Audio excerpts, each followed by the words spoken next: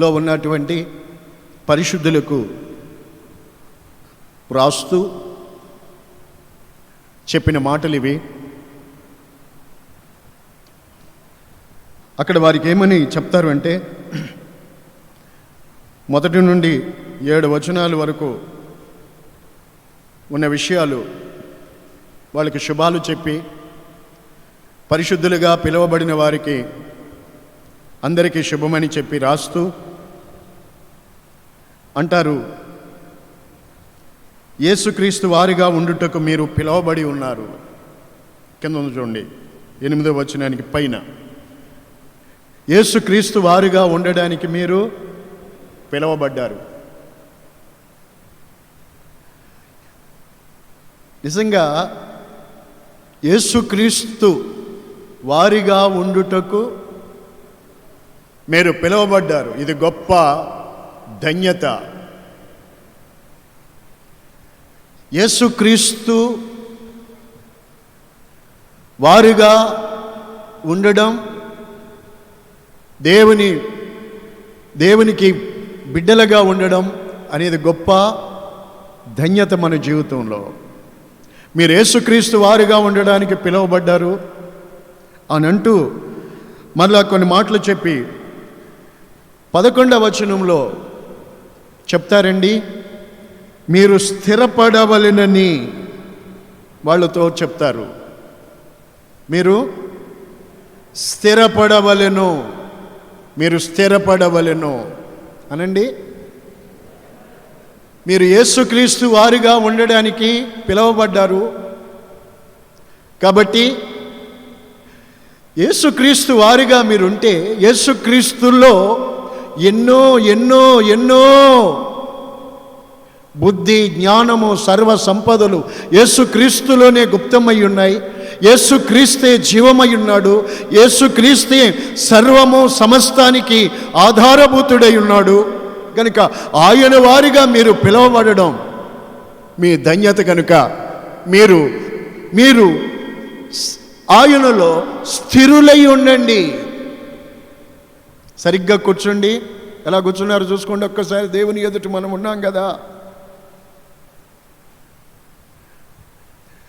మీరు ఆయనలో స్థిరులై ఉండండి. గొప్ప మాట చెప్పారు పౌలు, మీరు స్థిరులై ఉండండి అని. ఎంతటి వారైనా, ఎంతటి పిలుపు కలిగినా, ఎంతటి దర్శనం కలిగిన, ఎన్ని ప్రత్యక్షతలు కలిగిన వారైనా, ఎంతటి వారైనా కానీ వారికి ఏముండాలి అని అంటే స్థిరత్వం అనేది చాలా అవసరం. మీరు స్థిరులై ఉండండి అని చెప్పారు. Praise the Lord. మీరు స్థిరపడాలి, మీరు స్థిరపడండి. మీరు యేసుక్రీస్తులో స్థిరపడండి. మీరు యేసుక్రీస్తు వారిగా ఉండడానికి పిలువబడ్డారు కనుక ఆయనలో మీరు స్థిరపడండి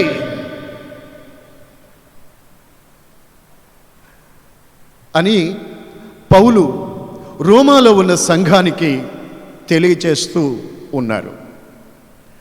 ప్రియులారా, ఈనాడు మనకు కూడా ఈ మాటలు అవసరం. మనం కూడా నేడు లోకములో నుండి ఒకప్పుడు దేవుడు లేని వాళ్ళం, శాపగ్రస్తులం, మరణపాత్రులం, భక్తిహీనులం, అవిధేయులం, పాపముల చేత అపరాధముల చేత చచ్చిన వాళ్ళం, అంధకారములు అడమటిస్తున్న వాళ్ళం. అలాంటి మనల్ని దేవుడు తన కృపచేత మనల్ని తన వారుగా ఉండడానికి ప్రభు ఉన్నతమైన పిలుపుతో తన యొద్దకు మనల్ని పిలిచాడు. కనుక నేడు మనకు కూడా, మనందరికి కూడా ఈ మాటలు అవసరం, ఈ వాక్యం.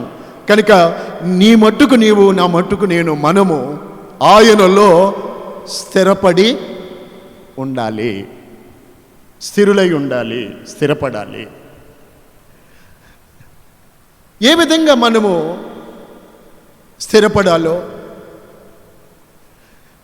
దేవుని వాక్యంలో నుండి మనం నేర్చుకుందామండి. స్థిరపడాలి. కొందరి జీవితాల్లో స్థిరం ఉండదు. మనసు స్థిరం ఉండదు, మనిషి స్థిరం ఉండరు, మాట స్థిరం ఉండదు, మనుగడ స్థిరం ఉండదు. వింటున్నారండి? కొందరు జీవితాలు అలా ఉంటాయి. మరి మనిషి స్థిరం కాదు, మాట స్థిరం కాదు, మనసు స్థిరము కాదు, మనుగడ స్థిరం ఉండదు. ఈ స్థిరత్వము లేనటువంటి మనుషులు కడికి అటు ఇటు దేశ సంచారులై తిరిగి తిరిగి తిరిగి స్థిరం లేక అటు ఇటు తిరిగి తిరిగి కడికి దేవునికి దూరమై మొదటి స్థితిలోకి వెళ్తారు. అందుకని స్థిరులయ్య ఉండాలి. ఎలా స్థిరపడాలో దేవుని వాక్యమును జాగ్రత్తగా మీరు వినండి. కొలస్సీ పత్రికలో 2వ అధ్యాయము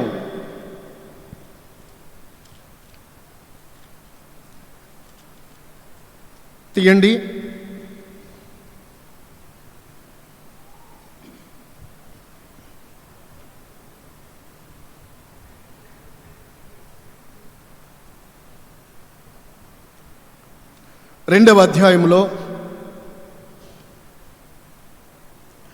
6-7 వాక్యాలు చూడండి. కావున మీరు ప్రభువైన యేసుక్రీస్తును అంగీకరించిన విధముగా ఆయన యందు వేరుపారిన వారై ఇంటి వలె కట్టబడుచు మీరు నేర్చుకున్న ప్రకారంగా విశ్వాసమందు స్థిరపడుచు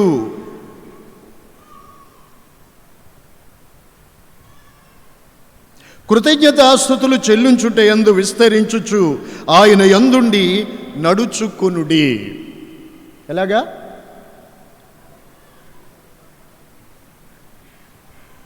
మరలా చూడండి. బాగా వాక్యాన్ని వేలు పెట్టి మీ కుడి చేయి బైబిల్ మీద పెట్టి ఆ వచనాన్ని మీద వేలు పెట్టి చూడండి.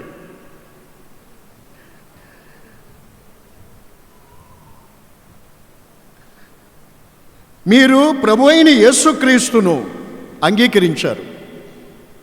కొలస్సీలో ఉన్న సంఘాన్ని గురించి చెప్పిన మాటలు, మీరు ప్రభువైన యేసుక్రీస్తును అంగీకరించిన విధంగా ఆయన యందు వేరుపారిన వారై ఇంటి వలె కట్టబడుచు మీరు నేర్చుకొనిన ఉపదేశము ప్రకారం, మీరు నేర్చుకున్న ప్రకారం. ఏమి నేర్చుకుంటున్నాం మనము? ఏమి నేర్చుకుంటున్నామండి? దేవుని సన్నిధిలో మనం ఏమి నేర్చుకుంటున్నాము? ఉపదేశం. మీరు నేర్చుకుంటున్న ఆ ఉపదేశ ప్రకారం, మీరు నేర్చుకున్న ప్రకారంగా విశ్వాసమందు స్థిరపడుచు. ఎలాగా? మీరు నేర్చుకున్న ప్రకారంగా, మీరు ఏదైతే ఉపదేశాన్ని మనము పొందుతున్నామో, ఏ విధంగా మనము ఉపదేశింపబడుతున్నామో, బోధించబడుతున్నామో, ఆ ఉపదేశం, ఆ బోధ ప్రకారంగా విశ్వాసములో స్థిరపడాలి. ఆ ఉపదేశములో స్థిరపడాలి, అందులో స్థిరపడాలి, ఆ ప్రకారంగా ఆయనలో స్థిరపడాలి, స్థిరులవ్వాలి. నేర్చుకున్న ప్రకారంగా స్థిరపడాలి. ఎలా పడితే అలా కాదు. నీవు నేర్చుకున్న ప్రకారంగా స్థిరపడాలి.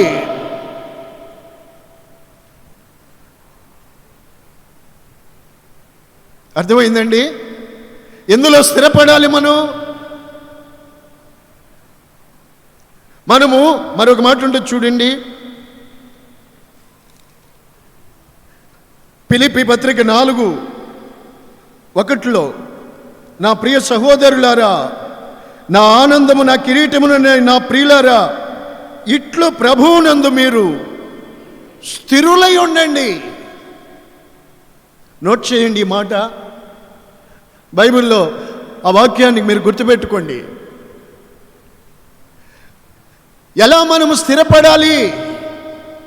ఎలా మీ జీవితాల్ని స్థిరపరచుకోవాలి అని అంటే, మీరు నేర్చుకున్న ప్రకారంగా. మనము దేవుని వాక్యాన్ని నేర్చుకుంటున్నాం. పరిశుద్ధాత్ముడు మనకు తన వాక్యాన్ని, దేవుని నీతిని తన వాక్యము ద్వారా మనకు నేర్పిస్తున్నారు. కాబట్టి మీరు నేర్చుకుంటున్న దాని ప్రకారంగా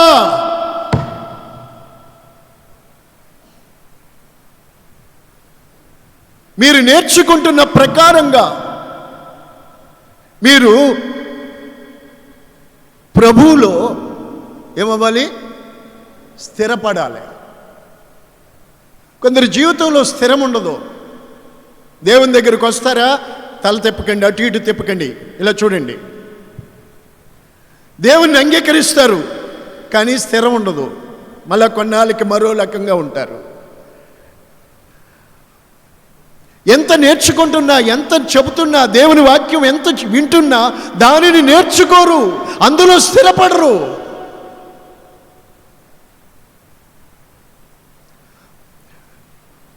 కొందరు రక్షించబడతారు, తమ పాపములన్నీ ఒప్పుకొని విడిచిపెట్టి బాప్తిసం కూడా పొందుతున్న వాళ్ళు ఉంటారు. అందులో స్థిరపడాలి. కొందరు స్థిరపడరు. సహవాసములో స్థిరపడాలి. ఉపదేశములో ఏ వాక్యము నేర్చుకున్నామో ఆ క్రమములో స్థిరపరచబడాలి. కల్పించబడిన ప్రతి ఉపదేశానికి ఇటు అటు కొట్టుకొని, గాలికి కొట్టుకొని పోయే పొట్టులాగా ఉండకుండా నేర్చుకుంటున్న బాధ ప్రకారంగా ప్రభువునందు ఏమవ్వాలి? స్థిరపడాలి. అంతే. Praise the Lord. అలా స్థిరపడితే ప్రభువులో నీ జీవితం, వినండి, అలా స్థిరపడిన తరువాత మీ జీవితాల్లో ఇకపై చూడండి, ఎన్నో ఎన్నో ఆశీర్వాదాలు, జయ జీవితము, మేలుకరమైనటువంటి జీవితాన్ని స్థిరపడిన తరువాతే అనుభవిస్తారు.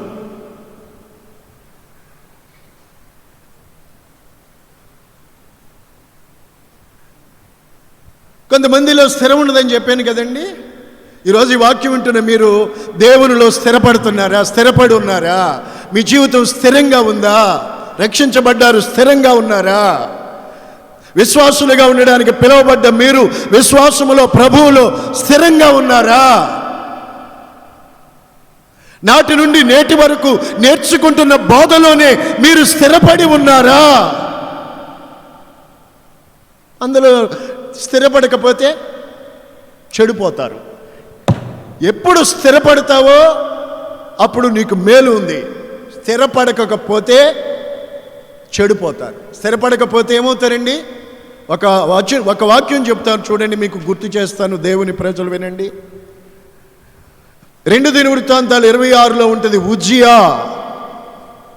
ఉజ్జియా రాజు, అతడు తెలివి కలిగిన జకరియా దినములలో అతడు దేవునిని ఆశ్రయించాడు, దేవుని యొద్దకు వచ్చాడు.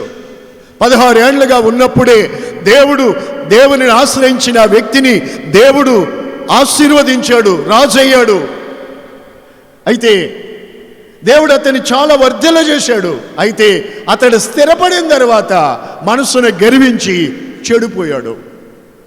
చూసారా? నేర్చుకున్న ప్రకారంగా స్థిరపడాలి.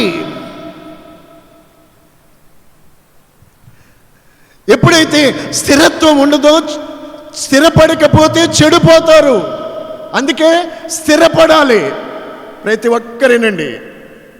ఎందులో స్థిరపడాలి? ఎందులోనూ దేవునిలో స్థిరపడాలి. ప్రభువునందు స్థిరులై ఉండాలి. నేర్చుకున్న ప్రకారంగా దానిలో మనం స్థిరపడాలి.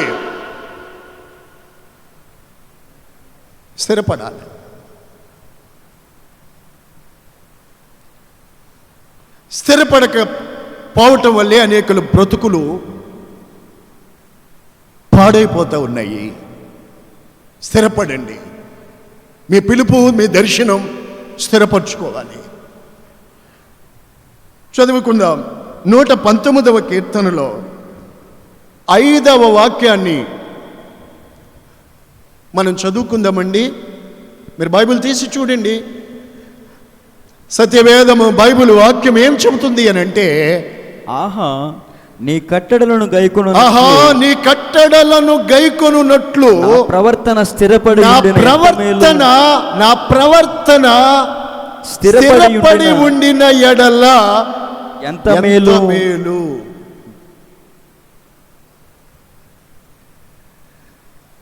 చూసారా? దేవుని కట్టడలను గైకొనున్నట్లు కదా. ఆహా నీ కట్టడలను నేను గైకొనున్నట్లు నా ప్రవర్తన స్థిరపడినట్లయితే ఎంత మేలు. నా సహోదరి సహోదరులారా, నీ జీవితంలో ఇలా చూడండి బాబు, దేవుని మాటను మనస్సును పెట్టండి. ఆ వాక్యం చూడండి మీరు. ఆహా నీ కట్టడలను గైకొనున్నట్లు నా ప్రవర్తన స్థిరపడి ఉండిన ఎడల ఎంత మేలు, ఎంత మేలు, ఎంత మేలు. దేవుని కట్టడలను గైకొనున్నట్లుగా నీ ప్రవర్తనను స్థిరపరచుకోవాలి. నీ ప్రవర్తన దేవుని వాక్యమును బట్టి స్థిరపరచుకోవాలి. అలా నీ ప్రవర్తనను స్థిరపరచుకున్నట్లయితే, నీ ప్రవర్తన స్థిరపరచుకుంటే, నీ ప్రవర్తన స్థిరపడితే నీకెంతో, గట్టిగా చెప్పాలి, నీకెంతో మేలు, ఎంతో మేలు, ఎంతో మేలు. కొందరు ప్రవర్తన స్థిరం ఉండదు. విడిచిన వాటిని మరలా ధరించుకుంటారు. కక్కిన దానిని మరలా కుక్కలు తింటా ఉంటాయి చూడండి. కుక్కలు, మనుషులు కాదు. మనుషులు ఎవరు తింటారండి కక్కింది? కుక్క చూడండి. ఇలాగ ఈ విధంగా కుక్క వాంతికి తిరిగినట్టు అని పేతురు పత్రికలో ఉంది. కడగబడిన పంది రోజున శుభ్రంగా కడిగేయండి పందిని. మరలా ఇంకెప్పుడు నువ్వు మరలా బురదలోకి వెళ్ళావా? ఎన్ని చెప్పు. అదేంటది చెప్పండి, గట్టిగా చెప్పండి. పంది మరలా ఏం చేస్తుంది అది? చెప్పండి. మరలా ఎప్పుడు దొరుకుతుందో అవకాశం అని చూస్తుంది. మరలా వెళ్ళి బురదలోనే దొరుకుతూ ఉంటుంది. అందుకనే ఆ మాదిరిగా ఉండకూడదని దేవుని వాక్యం మనకు చెబుతుంది. నీ ప్రవర్తన అలా ఉండకూడదు. రక్షించబడ్డావా, కడగబడ్డావా, యేసయ్యను ధరించుకున్నావా, నీవు ఆ పరిశుద్ధతలోనే నీ ప్రవర్తనని ఆయన కట్టడలు గైకొనున్నట్లు స్థిరపరచుకోవాలి. అలా నీ ప్రవర్తన స్థిరపడితే నీకెంతో మేలు. ఒక్క మాట సరిపోద్ది మీకు, మనందరికీ ఈ ఒక్క మాట చాలండి. అలా స్థిరపడితే నీకెంతో మేలు. నీ బ్రతుకు స్థిరం లేదా? స్థిరపడవా? ఏ మాత్రం యేసుని ఎరిగినా నీకు మేలు కాదు. ఈ రోజున నీకు బ్రతుకులు, జీవితాలు మేలుకరంగా లేకపోవడానికి కారణం నేర్చుకుంటున్నది వేరు, నడుచుకుంటున్నది దారి వేరు. వింటున్నది వేరు, చేసేది వేరు. నా సోదరుడా, ఒక్కసారి మీ జీవితాన్ని గురించి ఆలోచన చేయండి.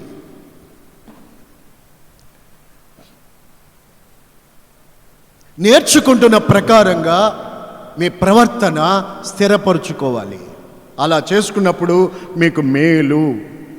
మరొక వాక్యం కూడా చదువుకుందాం. 119వ కీర్తనలోనే 133 నీ వాక్యమును బట్టి నా అడుగులు స్థిరపరచుము, ఏ పాపమును నన్ను ఏలనీయకుము. ఇక్కడ కూడా అదే ప్రార్థన, నా అడుగులు స్థిరపరచు ప్రభు. ఇందాక చదువుకున్న మాట ఏంటి? ప్రవర్తన స్థిరపడాలి.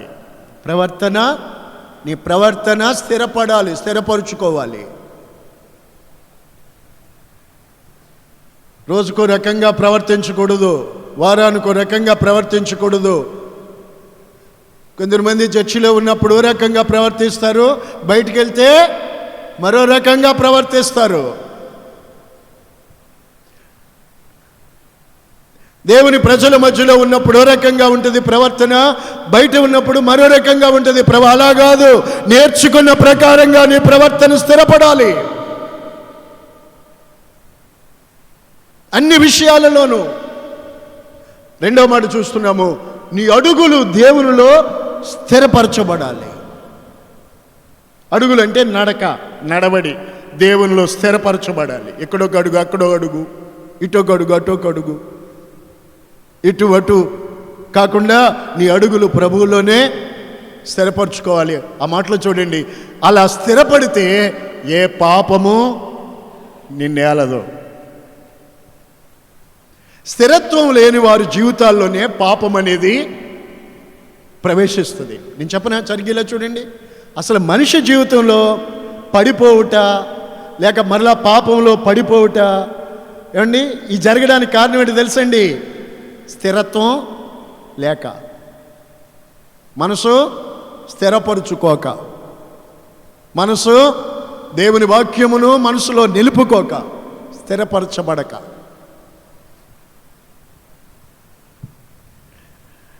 నీ ప్రవర్తన స్థిరపరచుకోవాలి.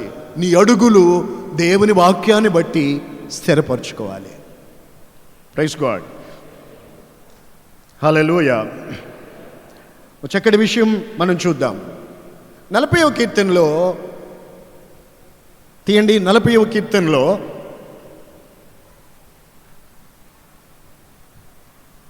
రెండవ వాక్యం చూడండి. నాశనకరమైన గుంటలో నుండి, జిగటగల దొంగ ఊగులో నుండి ఆయన నన్ను పైకెత్తెను. నా పాదములు బండ మీద నిలిపి నా అడుగులు స్థిరపరచెను. హల్లెలూయా. దావీదు ఈ కీర్తన రాసింది. దావీదు ఏమని చెప్తారు ఈ కీర్తనలో?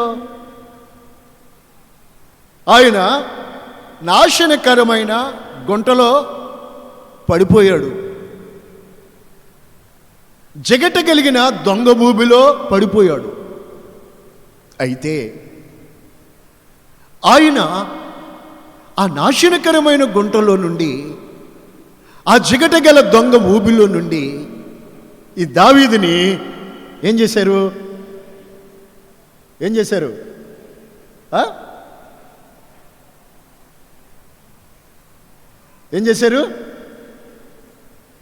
పైకెత్తారు.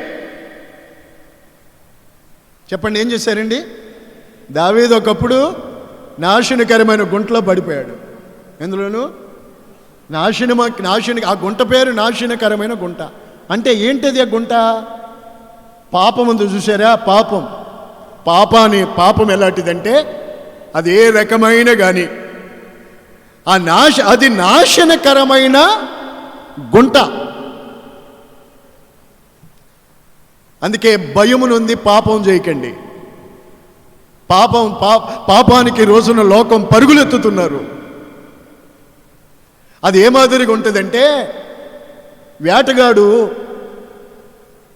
వలవగ్గినట్టుగా పక్షి ఉరి యొద్దకు త్వరపడి వెళ్ళినట్టుగా ఉంటుంది. తర్వాత అందులో పీక పెట్టాక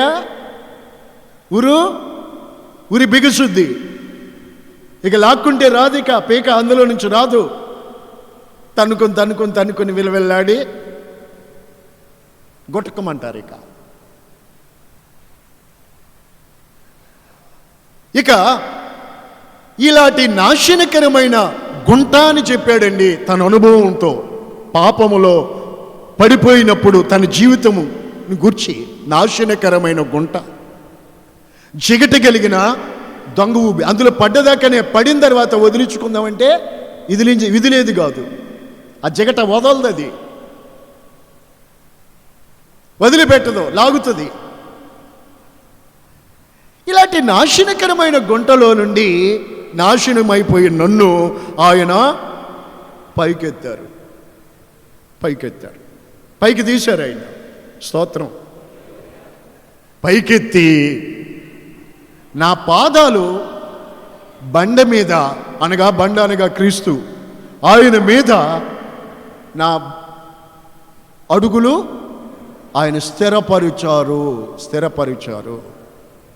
స్థిరపరచబడకపోతే ఏం జరుగుతుంది చెప్పండి? హలో, నాశనకరమైన గుంటలో నుండి పైకి తీసి పైన పెట్టాడు దేవుడు. పైకి తీశాడు. పైకి తీసి పెట్టిన తర్వాత స్థిరపడకపోతే ఏమవుతుంది? మరలా అందులో పడే వీలవుతుంది. అందుకే నా అడుగులు బండ మీద స్థిరపరిచారు అన్నారు.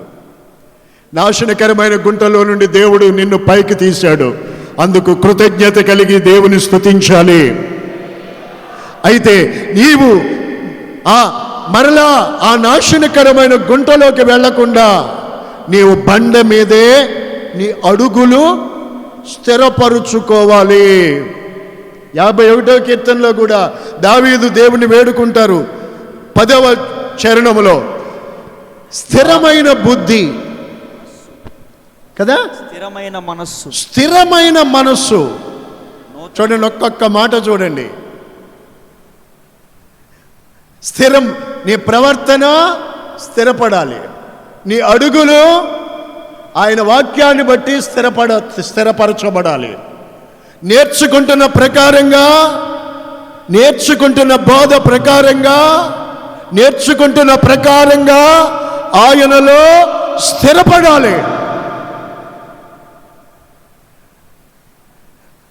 నీ ప్రవర్తనే గాని నీ అడుగులే గాని స్థిరపడాలి. ఇదిగో 51:10లో నీ మనస్సు, చూడండి ఆ మాట, స్థిరమైన మనస్సు కావాలి. విశ్వాసులారా, స్థిరమైన మనస్సు, స్థిరమైన బుద్ధి, స్థిరం స్థిరపరచబడాలి. నీ మనస్సు స్థిరపరచబడాలి.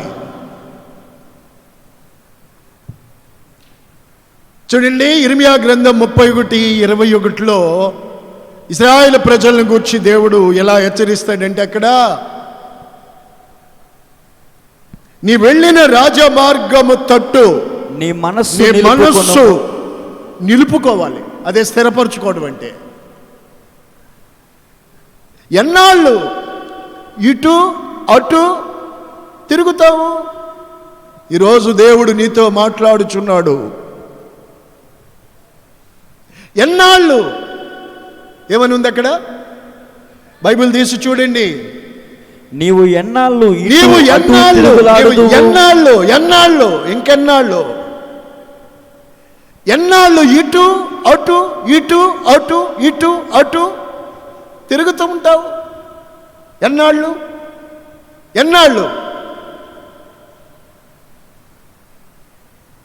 తిరుగుతావు అలాగా?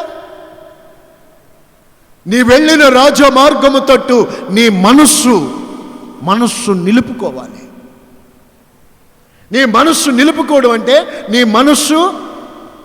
నీ వెళ్ళిన రాజమార్గం, మన దేవుని మార్గం రాజమార్గం. హల్లెలూయా!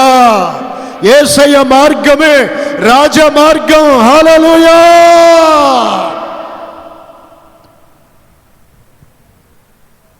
లోకం ఒక విశాలమైన మార్గం అండి. దాని గుండా పోయేవారు అనేకులు. అది నాశనానికి నడిపే మార్గం. యేసయ్య మార్గం అది నీతి మార్గం, అది జీవ మార్గం, అది పరలోకానికి నడిపే మార్గం. నీ వెళ్ళిన ఈ రాజ మార్గములోనే నీ మనస్సు, యవనస్తులారా, పెద్దవారులారా, పిల్లలారా, నా దేవుని పిలుపునుంది, నా దేవునిని ఎరిగి దేవునిని ఆరాధిస్తున్న ప్రజలారా, మీరు వెళ్ళిన రాజ మార్గములోనే మీ మనస్సు స్థిరపరుచుకోవాలి. అటు ఇటు తిరగకూడదు. ఓ మారు దేవుని వైపుకి, మరో సమయం లోకం వైపుకి మీ మనస్సులు తిరగనివ్వకండి. అలాగా అస్థిరం, అది అస్థిరం, అది స్థిరం కాదు. ఆ జీవితం అది అలా కాదు. మీరు వెళ్ళిన రాజమార్గంలోనే నీ మనస్సు స్థిరపరచుకోవాలి. లోకాన్ని చూచి, లోకానుసారంగా జీవిస్తున్న వాళ్ళని చూసి అలాగా ఉండాలని కోరుకోకూడదు. నా సహోదరి సహోదరులారా, మీరు వెళ్ళిన రాజమార్గంలోనే మీ మనస్సు నిలుపుకోవాలి. మన దేవుని మార్గం రాజమార్గం, ఇటు అటు తిరగకూడదు.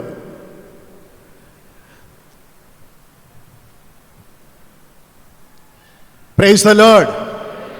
ఇప్పటికీ ఆలోచన చేయండి. నీ మనస్సు స్థిరం లేక, మనస్సు నిలుపుకోలేకే, మనస్సు దేవుని మీద నిలుపుకోలేకే నాశనకరమైన గుంటలో నుండి తీయబడినా కొందరు మరలా అందులోనే ఉన్నారు. పాపం అనే ఊబిలో నుంచి దేవుడు పైకి తీసినా మనస్సు దేవునిలో రాజమార్గంలో స్థిరపరచుకోకే ఈరోజు మరలా కొందరు ఆ లోకంలోనే మరలా అదే స్థితిలో, పూర్వస్థితిలో పడ్డారు.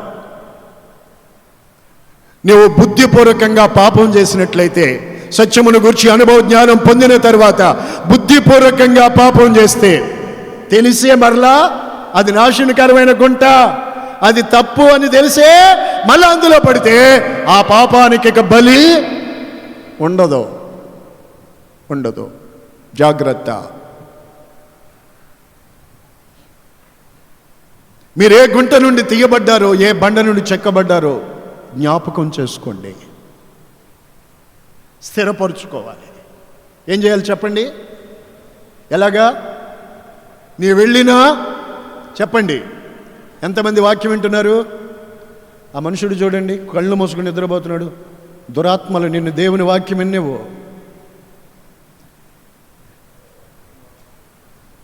నీ వెళ్ళిన రాజమార్గము తట్టు నీ మనసు నిలుపుకుంటే మరోసారి నువ్వు తాగుబోతు అవుతావా? మరొకసారి నీవు ఆ పాపపు అక్రమాలలోకి వెళ్తావా? వెళ్ళవు. నీ వెళ్ళిన రాజమార్గము తట్టు నీ మనస్సు నిలుపుకోవాలి. స్తోత్రం, స్తోత్రం. మనస్సు నిలుపుకోవడం నీ పని. నీ అడుగులు స్థిరపరుచుకోవడం నీ పని. దైవ బిడ్డలారి మాటలు గుర్తుపెట్టుకోండి, గుండెల్లో దాచిపెట్టుకోండి. స్థిరపడకపోతే ప్రమాదం ఉంది. నీ మనస్సు నిలుపుకోకపోతే మరలా నాశనం అనే గొయ్య అందులో పడతావు. ఎందుకో తెలుసండి? మీకు కొన్ని మాటలు దేవుని వాక్యంలో నుంచి మీకు చెప్తా చూడండి.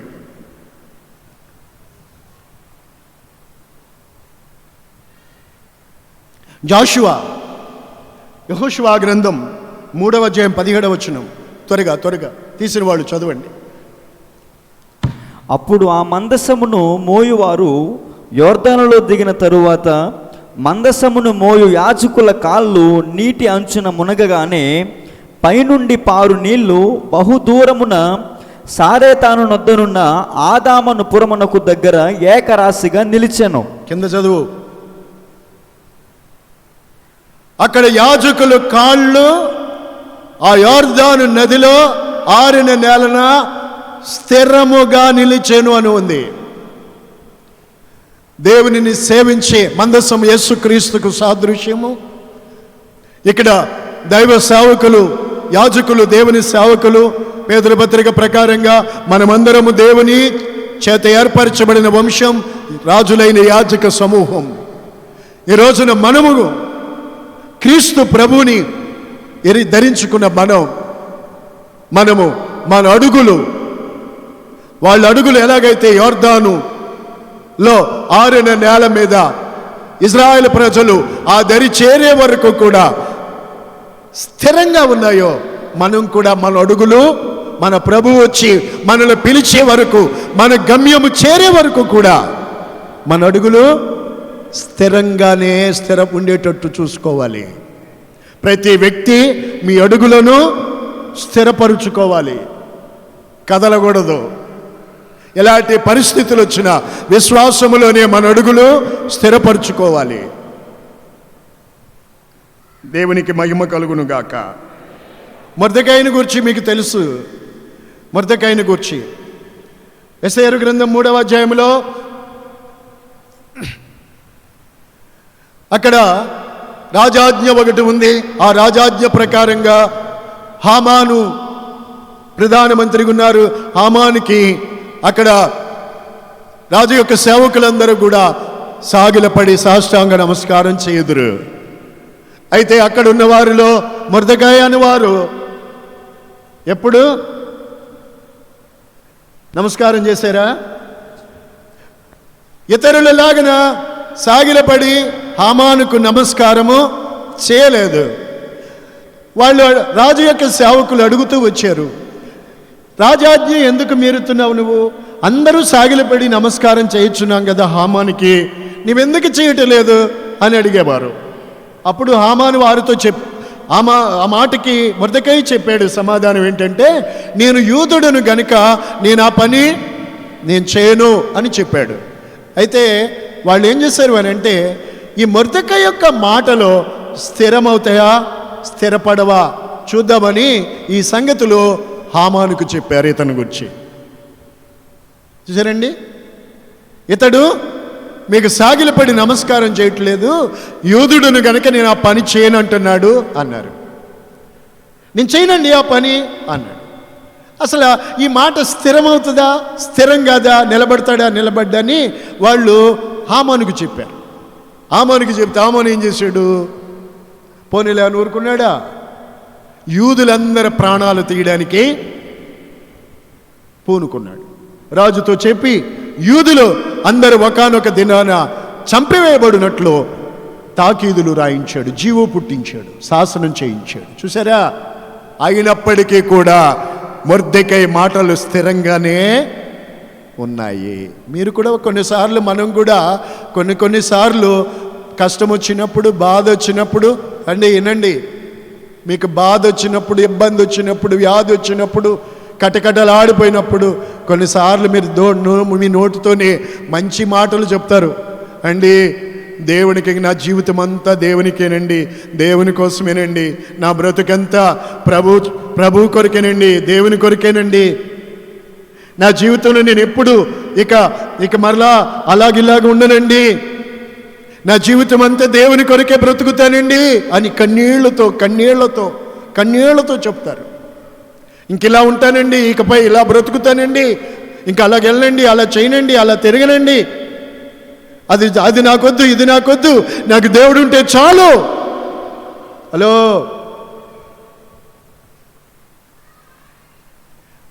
చెప్తారు, మంచిదే, కానీ అవి స్థిరపడాలి. ఆ మాటలు స్థిరమవ్వాలి. నీ మాటలు స్థిరపడితేనే నీవు, మర్చిపోకండి, మేలుంది.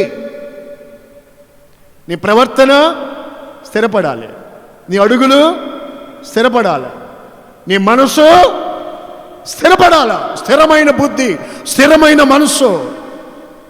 నీ మాటలు కూడా ఏ మాట అన్నావో ఆ మాట మీదే స్థిరపడాలి. అంతే. యూదులందరికీ మరణ శాసనం అయినా సరే దేవుని వైపుకే చూశాడు తప్ప పొరపాటును కూడా మనిషి మాట ప్రవర్తన ఎక్కడ వెనక్కి తీసుకున్నట్టు లేదు. గనుకే దేవుని వల్ల వారికి సహాయం వచ్చింది. వారికి విరోధంగా లేచిన శత్రువులందరూ సంహరించబడ్డారు. ఈ మొర్దెకైకి ఉరి తీద్దాం అనుకుంటే ఆడు సిద్ధపరిచిన ఉరి వాడికే వెళ్ళింది. చూసారా? నీ మాటలు స్థిరపడాలి. నీ నోట నుంచి వచ్చిన మాట స్థిరపడాలి. మాట స్థిరపడితే, నీ మనస్సు స్థిరపడితే, నీ అడుగులు స్థిరపడితే, నీ ప్రవర్తన స్థిరపడితే నీకెంతో మేలు, నీ కుటుంబానికే మేలు. స్థిరమైన మాట స్థిరం ఉండాలి. నువ్వు క్రైస్తవుడివా, నీ నోట నుండి వచ్చిన మాట స్థిరమవ్వాలంతే. అందుకే బైబిల్లో చక్కటి మాట ఉంది, మీ మాట అనండి, అవునంటే అవును, కాదంటే కాదు. వీటికి మించింది దుష్టుడి నుండి పుట్టేది. కొందరికి మాట స్థిరం ఉండదండి. గత కాలంలో మీరు దేవునితో చెప్పారు మాట, మంచి మాట? ఎన్నిసార్లు మీరు సాక్ష్యము చెప్పారు ఎంతమంది ఎదుట? ఈ రోజున మీ మాటలు స్థిరపడ్డాయా? నేను చెప్తున్నాను, మరొక్కసారి చెప్తున్నాను, నీవు స్థిరపడలేదంటే నీవెంతో భయంకరమైన పరిస్థితి నీ కొరకు పొంచి ఉంటుంది. నీ మాటలైనా, నీ అడుగులైనా, నీ మనసైనా, నీ ప్రవర్తన, నీ సాక్ష్యమైనా స్థిరమవ్వాలి, స్థిరపడాలి,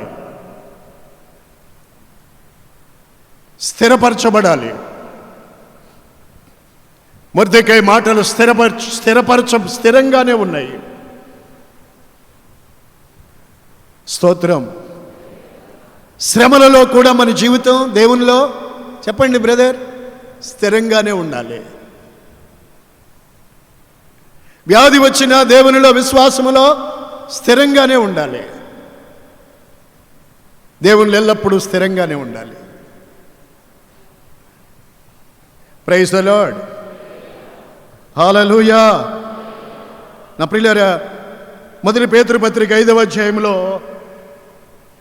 8,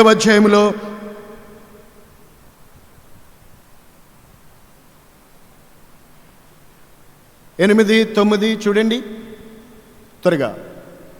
మీ విరోధి అయిన అపవాది గర్జించు సింహం వలె తిరుగులాడుచున్నాడు, ఎవరిని మింగుదునా అని తిరుగుతూ ఉంటాడు వాడు. లోకమందున్న మీ సహోదరుల యందు ఈ విధమైన శ్రమలే నెరవేరుతున్నాయి. ఈ సాతానుగాడు ఎవరిని మింగుదునా అని తిరుగుతూ ఉంటాడు. ఎవరిని మింగుదునా అని తిరుగుతూ ఉంటాడండి. ఎప్పుడు దొరుకుతారా, ఎక్కడ దొరుకుతారా, మింగుదునా అని తిరుగుతూ ఉంటాడు. ఏ విధంగా నైనా దొరుకుతారేమో మింగుదామని తిరుగుతూ ఉంటాడండి.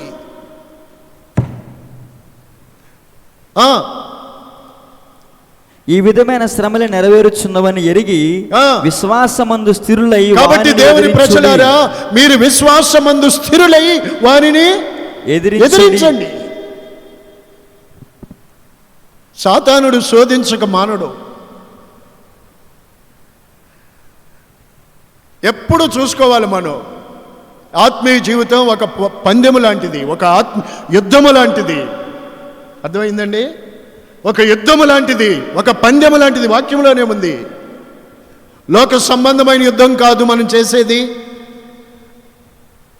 మన యుద్ధోపకరణాలు శరీర సంబంధమైనవి కావు. అయితే మనం పోరాడేది శరీరులతో కాదు, ఆకాశ మండలమందున దురాత్మల సమూహాలతో మనం పోరాడుచున్నాం. క్రైస్తవ జీవితం పోరాటాలతో కూడినదిగా ఉన్నది. Praise the Lord. మనం ఎప్పుడు కూడా సాతానుని మనము విశ్వాసములో స్థిరపడి ఎదిరించాలి. సాతానుడు నీకు విరోధముగా క్రియ చేయనప్పుడు, నీకు శ్రమ కలిగించినప్పుడు, శోధన వచ్చినప్పుడు విశ్వాసములో నుండి తొలగిపోకూడదు, కానీ విశ్వాసమందు స్థిరపరచబడి స్థిరులై ఉండి విశ్వాసము నుండి స్థిరపరచబడి వానిని ఎదిరించాలి. బైబిల్ తెలియజేస్తున్నది, మీరు అపవాదిని ఎదిరించినప్పుడు వాడు మీ వద్ద నుండి పారిపోతాడు. మీరు ఎదిరిస్తే వాడు ఉండడు మీ ఎదుట, వాడు పారిపోతాడు. ఖచ్చితంగా ఉంటాడు అనుకుంటున్నారా? వాడు ఉండడు. మీరు విశ్వాసములో ఉంటే వాడు మీ ఎదుట నిలబడడు, కనుక పారిపోతాడు మిమ్మల్ని విడిచిపెట్టి. ఖాయమది. వాడు మిమ్మల్ని ఏదో విధంగా శోధించడానికి వస్తాడు. అయితే ఆ శోధనలో శోధించబడుతున్నప్పుడు మీరు విశ్వాసమందు స్థిరులై ఉండి వానిని చెప్పండి, గట్టిగా చెప్పాలి, ఎదిరించండి. నా ప్రభువు నాకు తోడై ఉన్నాడు. శ్రమ వచ్చినంత మాత్రాన ఇంకేం దేవుడు, ఇంకేం ప్రార్థన, ఇంకేం భక్తి, ఇంకేం వాక్యం, అయ్యో ఇంకెందుకు అని అనుకుంటే అది విశ్వాసమా? కాదు. విశ్వాసములో స్థిరులయ్యి వారిని ఎదిరించండి. హల్లెలూయా చెప్పండి, నోటితో చెప్పండి గట్టిగా. విశ్వాసములో స్థిరుడై ఎదిరించండి. సాధారణ ఏదైనా ప్రేరేపణ నీకు తెచ్చిపెట్టాడు లోక సంబంధంగా, వాడిని ఎదిరించు. సాతానుడా, నాకు తెలుసు నీ తంత్రం, పో. నా ప్రభువు నాకు తోడై ఉన్నాడు, ప్రభువు నా కుడిపార్శ్వాన ఉన్నాడు. వ్యాధి వచ్చిందా? యేసు నాకు స్వస్థపరచు దేవుడు నాకున్నాడు. కలవరపడకూడదు. Praise the Lord. శ్రమ వచ్చిందా? కలవరపడకూడదు.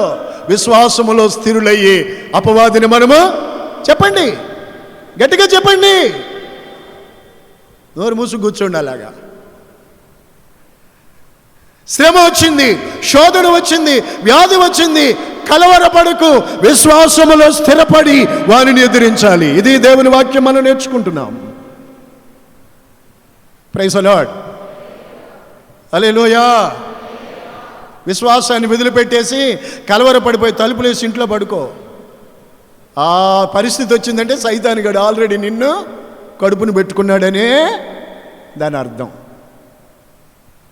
సాతానుగాడు మింగేసాడు నిన్నప్పుడే అనే దాని అర్థం.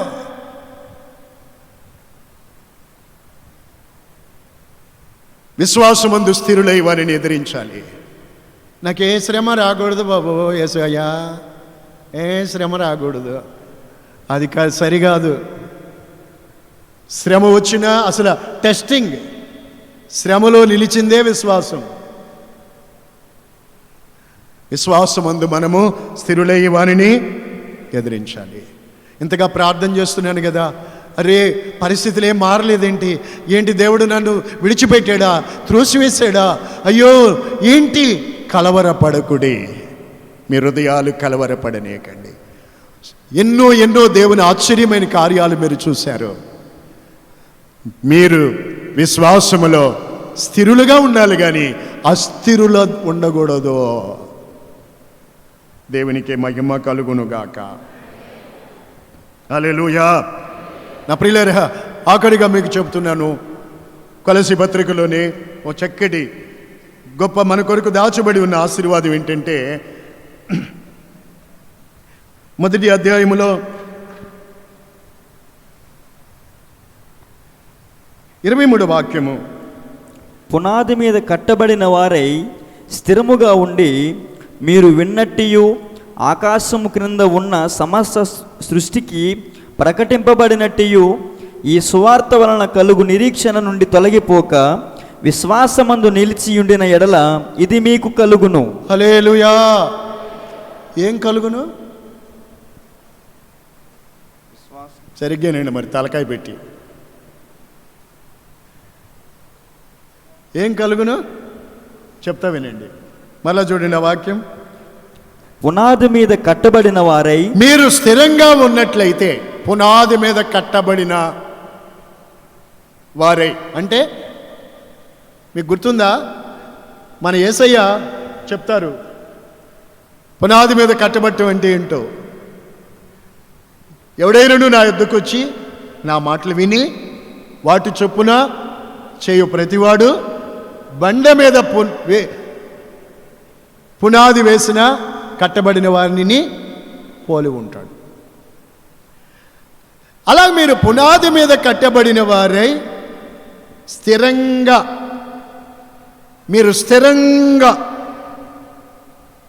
స్థిరంగా అంతవరకు స్థిరంగా మీరుంటే కలిగే ఇది మీకు కలుగును. ఏంటి కలుగుద్ది అంటే, ఇట రండి ఈ పక్కకి, 1వ అధ్యాయంలో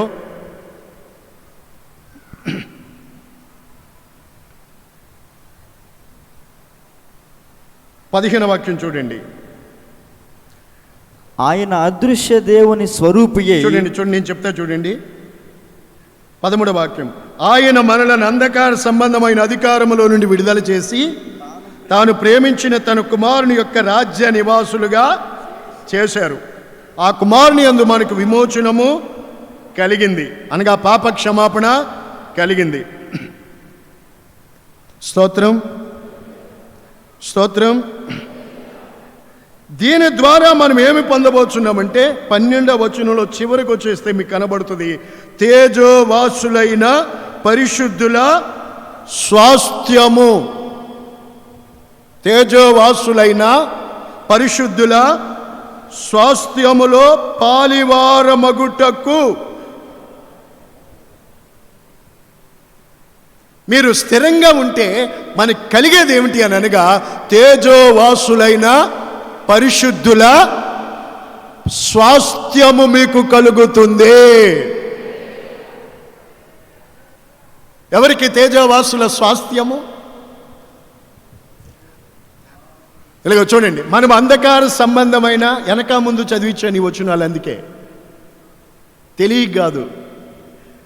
మీరు చక్కటి మాటలు ఉన్నాయి చూడండి అక్కడ. ఆయన మనలను అంధకార సంబంధమైన అధికారములో నుండి విడుదల చేసి తాను ప్రేమించిన తన కుమారుని యొక్క రాజ్య నివాసులుగా చేశారు. ఆ కుమారుని యందు మనకు విమోచనము అనగా పాప క్షమాపణ కలిగింది. మనం విమోచించబడ్డాం, పాప క్షమాపణ పొందుకున్నాం, ఆయన రాజ్య నివాసులుగా మార్చబడ్డాం. ఇలా మార్చబడిన మనము, పాప క్షమాపణ పొందిన మనము, విమోచించబడిన మనం ఎలా ఉండాలి అంటే, పునాది మీద కట్టబడిన కట్టడములాగా అంతము వరకు స్థిరంగా ఉండాలి. మీరు స్థిరపడిన ఎడల ఏం కలుగుతుంది? ఇప్పుడు చెప్పండి. తేజోవాసులు లైన పరిశుద్ధులు పొందబోయే స్వాస్థ్యము ఏంటది? తేజోవాసులైన పరిశుద్ధులు పొందబోయే స్వాస్థ్యం. ఎవరికి? అంధకార సంబంధమైన అధికారములో నుండి విడుదల పొంది యేసు క్రీస్తు మూలంగా విమోచించబడి ఆయనలో స్థిరపరచబడిన వారికి. స్థిరపరచబడితే, నీ విమోచించబడి కూడా స్థిరపరచబడకపోతే కాదు. నీతిమంతుడు తన నీతిని విడిచి పాపం చేసిన ఎడల తన నీతి క్రియలేమి జ్ఞాపకానికి రావు. అందుకని విమోచించబడిన వారు, అంధకార సంబంధమైన అధికారములోని విడుదల పొందిన వాళ్ళు దేవునిలోనే, విశ్వాసములోనే స్థిరపరచబడాలి. వారికి ఆ పరిశుద్ధుల, తేజోవాసులైన పరిశుద్ధుల స్వాస్థ్యము వారికే దక్కుతుంది. నా ప్రియమైన దేవుని బిడ్డలారా, అందుకే సంఘ సహవాసములో ఏమండి ఇందా పాడుకున్నాం కదా, మనం సంపూర్ణ సిద్ధి నొంద మనము స్థిరపరచబడాలి. నా దేవుని ప్రజలారా, ఈ స్థిరపరచబడుట అనేది గాక నీలో లేకపోతే నీవు ఇటు అటు తిరుగుతూ ఏ గాలి వేస్తే ఆ గాలికి కొట్టుకొని పోయే పొట్టులాగుంటే నీ జీవితంలో ఆ తేజోవాసుల స్వాస్థ్యాన్ని పొందలేవు. అది స్థిరపరచబడిన వారికని దేవుని వాక్యం మనకి తెలియపరుస్తూ ఉంది. దేవునిలో స్థిరపరచబడాలి. ఆమేన్. అందుకే పౌలు చక్కగా చెప్పారు. రోమపత్రికలో మనం చదువుకున్న మొదటి అధ్యాయంలో 11వ వాక్యం, మీరు స్థిరపడాలని. ఏమవ్వాలి? స్థిరపడాలి, స్థిరపడాలి, స్థిరపడాలి. మీరు అస్థిరులుగా ఉండకూడదు, ఇక మీరు స్థిరపరచబడాలి. ఎలాగా? ఆయన కట్టడలో గైకొనున్నట్లు మీ ప్రవర్తన, చెప్పండి, స్థిరపడిన ఎడల మీకెంతో మేలు. మీ ప్రవర్తన స్థిరపడాలి. మీ ప్రవర్తన స్థిరపడాలి. నేర్చుకుంటున్న ప్రకారంగా ఆయన యందు మీరు స్థిరపడుతూ ఉండాలి, స్థిరపరచబడాలి. ఏదైతే మనం నేర్చుకుంటున్నామో ఆ ప్రకారంగా మన జీవితాలు ఆయన యందు స్థిరపరచబడాలి, స్థిరపరచుకోవాలి. అంతేగాని అస్థిరులుగా ఉండకూడదు. దావీదును గురించి చెప్పాను. నాశనకరమైన గోతులో నుండి దేవుడు పైకి తీసిన తర్వాత అడుగులు స్థిరపరచబడ్డాయి, బండ మీద స్థిరపరచబడ్డాయి గనుక మరలా దావీదు జీవితంలో ఎప్పుడు భ్రష్టుడు కాలేదు. వాళ్ళు తన కడుపు నుంచి వచ్చిన ఆ జనరేషన్కి ఆశీర్వాదకరంగా ఉన్నాడు. నీవు కూడా నా సహోదరుడా, నా సహోదరి, ఈ దేవుని మార్గాలలో అంధకార సంబంధమైన అధికారంలో నుండి విడుదల పొందిన, విమోచించబడిన నీవు అంతము వరకు ఆయనలో స్థిరపరచబడాలి. స్థిరపరచబడిన వారికే తేజోవాసుల స్వాస్థ్యములో పాలు దొక్కుతుంది.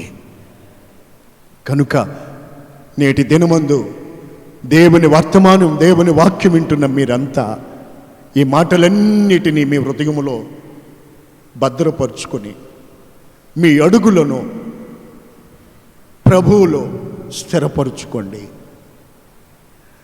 ఎన్ని శ్రమలు ఎదురైనా, సాతానుడు మిమ్మల్ని శోధించిన, కష్టాలే మిమ్మల్ని వెంబడిస్తున్న, విశ్వాసములో స్థిరులయ్యి వానిని ఎదిరించండి. మీ మనసు స్థిరపరచుకోండి. మీ మాటలు కూడా స్థిరంగా ఉండాలి, స్థిరంగా ఉండాలి. మీ అడుగులు దేవునిలో స్థిరంగా ఉండాలి. మీరు వెళ్ళిన రాజమార్గంలోనే మీ మనసు ఎప్పుడు నిలుపుకోవాలి. ఈ మాటలన్నిటి ద్వారా నా ప్రభు మిమ్మలను బలపరిచి సరిచేసి ఆయన నిత్య మహిమ కొరకు సిద్ధపరచునుగాక. తల వంచి కండ్లు మూయండి.